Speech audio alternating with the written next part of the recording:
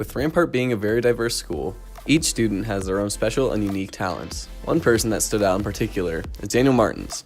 Daniel is a competitive rock climber who recently traveled to Russia to compete on the international level. My sister started climbing at City Rock when she was pretty little. I can't remember how old she was, but I would go with her every once in a while and just mess around at City Rock at first, and then my mom wanted somewhere like easier to go, and there was a closer gym called Sport Climbing Center. It's now called Springs Climbing Center, and that's the gym I go to now. Daniel first started coming in about 10 years ago, and most of our employees took notice because he was incredibly strong. I think he joined the team maybe about a year or two later, and once he joined the team, he really started to pick things up and started competing, and the ball started rolling for him fairly quickly. Daniel qualifying for Worlds was a huge accomplishment, not just for himself, but those around him as well.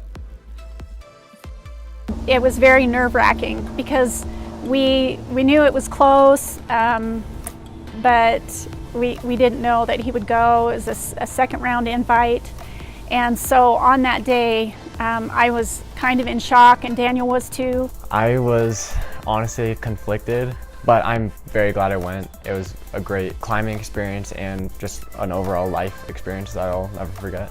Russia might not have changed my views of climbing, but just about the world.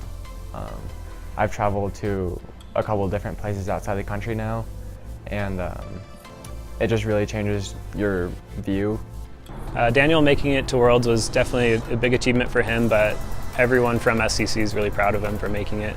It's a lot of hard work, and it's a really small cut of people that make it to Worlds, so we're all really proud of him. One word that describes Daniel would be focused. He really hones in on particular parts of climbing, really tries to study and figure out what he's doing wrong, and then tries to figure out how to address that and how to improve in every aspect of climbing. Laid back, but intense. He's very laid back at home, laid back to hang out with, but very serious when he sets his mind to something like climbing. Daniel's goals are a little bit different than every other climber. Honestly, I don't know if I have any goals. Like, my main goal is to keep having fun climbing, because the second it turns into like I have to compete and I have to win, then I feel like that takes the joy out of what I love to do. I just hope I can stick with climbing, and I hope I don't get burned out. The next time you see Daniel in the hallways, remember, he is reaching new heights in the world of climbing and has no plan to stop. Art and expression exist to connect to and develop culture. Jean-Luc Stamp, a senior, works for hours in his garage to add his own creativity into the mix. I do a lot of different craftsmanship. I really like working with my hands, so I do a lot of woodworking and metalworking.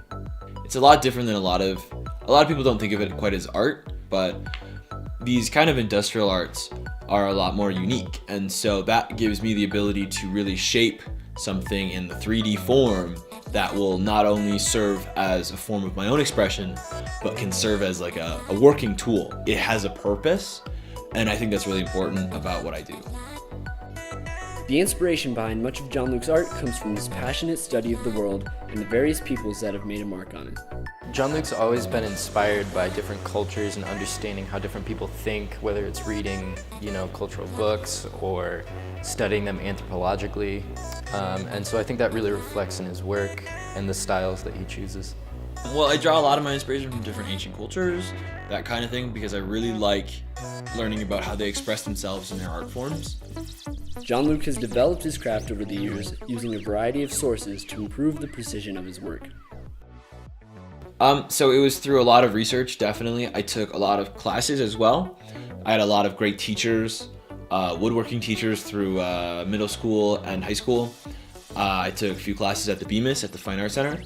But also a lot of it was trial and error. And then when I kind of refined that, then I could look on YouTube videos and see how professionals do it and that kind of a thing. The growth in his work over the years is tangible and is noticeable by others. It's all about detail now and authenticity, making things look really aesthetically beautiful, but the detail level every year, I'm just blown away. John Luke also makes art for others, creating commissioned knives, rings, and other jewelry tailored to their tastes. So I do a lot of my commission work through Instagram, as well as just kind of texting, because I really like to work one-on-one with whoever I'm working with. I think that's really important because that way I can really make a truly custom piece of work. John Luke uses his own art and expression to connect to and develop Rampart's culture of innovation and creativity. His love of life. He's, Jean-Luc's a big personality. Physically and emotionally, and that I think really plays into who he is and what he does and why he does it. It's all for the love of life. Who's your favorite teacher? Who's your favorite teacher? Angel Crouchin is one of our special needs students here at Rampart. You may have seen her rolling around the halls of Rampart before. Behind her quiet exterior is a story worth 1,000 words. About yourself? Is there anything else you want to say? Is there anything else you want to say? Why don't you talk about the...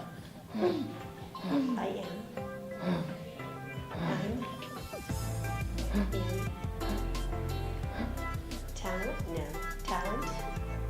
talent show. Oh, yeah. I'm in the talent show for first time in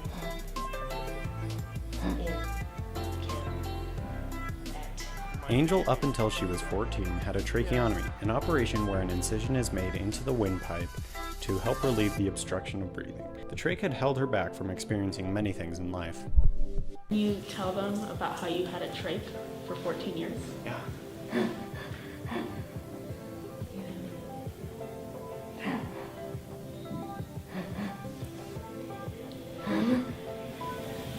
Yeah, how you couldn't go swimming until then, and now you get to finally swim because your trach is out.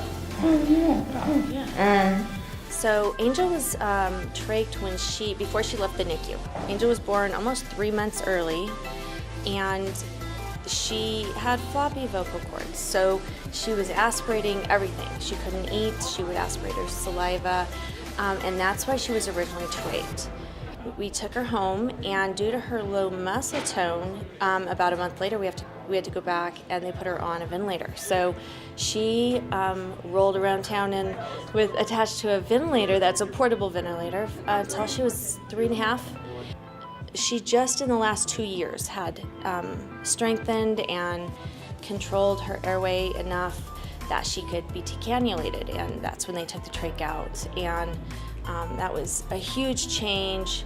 It's been a process this whole way. She's gotten stronger year after year, and with lots of therapies her whole life. But when we got rid of the trach, it really helped with vocalizing, and she was able to pronounce more sounds and just do more activities that you don't have to worry about. Before Angel was a fellow RAM, she was a part of a homeschool setting. Switching into a public high school setting, she gained more opportunities to improve and get help for whatever she needed. Well, my main goal for Angel is to make sure that she's getting access to the curriculum that she has in her classrooms, may it be vision or auditory access. So I work one-on-one with her teachers and ensure that she's got what she needs. She takes one less class due to her fatigue. She has 2nd through 4th on both gold and blue. And then usually she'll go from here to therapy. She has speech therapy. Her primary mode of communication since she's been 3 has been sign language, and it's what she uses at home. It's easiest, fastest for her, but we definitely are always working on her using her talking device because that's gonna be her link to everybody who doesn't know sign language. So, well, first off, everyone out there, Angel wants to get to know you and meet you, so feel free to see her in the halls and say hi. And as well, Angel, keep it up. You're awesome. It's a pleasure working with you. This has been Colton Barton signing off for KRAM. Bye, Angel. See you later.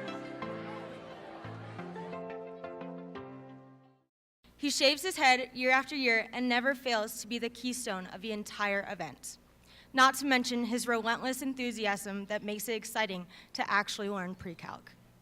Please welcome the man, the myth, the legend, Mr. Anderson. Mr. Anderson is a student favorite for many here at Rampart because he has a passion for his teaching. The best thing about teaching is the students, hands down. The relationships with my current students, my former students, the opportunity to build relationships with the students, the spontaneity of working with my students, and you just never know what's going to happen in the classroom at any given time. He has a surprising background in math. I don't think anybody's more surprised that I'm a math teacher than my math teachers. I never was an exceptional math student. I was just a hard worker. In college, I discovered that I could do math, and it's an opportunity to help show students that they can do math, that it's a challenge to make the math approachable, and maybe occasionally even fun. It's worth a shot. He brightens the day of the people surrounding him. Definitely the highlight with Mr. Anderson is his hyperbola dance. And if you can get it on camera, it's great. But I usually, when he's around, he'll do it for my calculus classes. And so that's got to be my favorite memory, the hyperbola dance.